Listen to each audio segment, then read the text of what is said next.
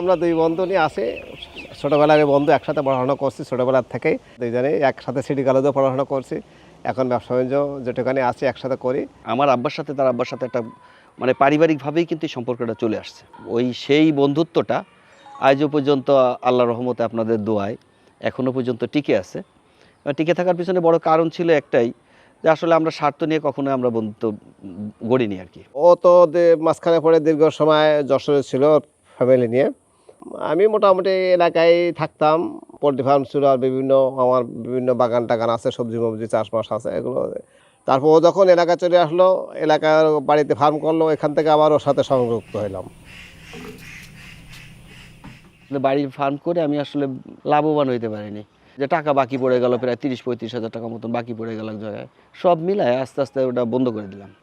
বন্ধ করার পরে শেষের দিকে এসে যে সময় কোম্পানির কথা শুনলাম, সবাই মিলে একসাথে সিদ্ধান্ত হলো যে তাহলে এটা আমরা মুরগির খামার করি।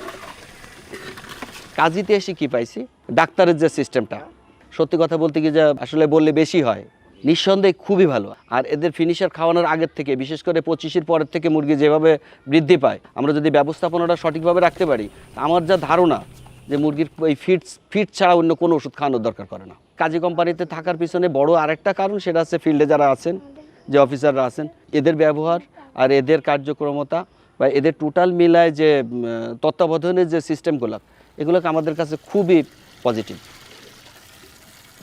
কোম্পানির আমি 2 চালান করছিলাম, কাজী ফার্ম আমরা 16 চালান করতেছি, এখনও রানিং চলতেছি। এরপরে আর কিছু বলার আছে বলে আমার মনে হয় না, যে 2 চালানের স্বচ্ছতা পাইনি বলে আমরা চলে আসছি।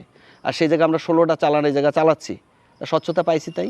নিতান্তই আমার মনের সাথে 100% মিল আছে বিধায় এই 16 চালান পর্যন্ত, তার মানে কত বছর, 2 বছর 2.5 বছর চলে গেছে, কোনো মতদ্বন্দ্ব হয়নি আর কোনো হয়নি।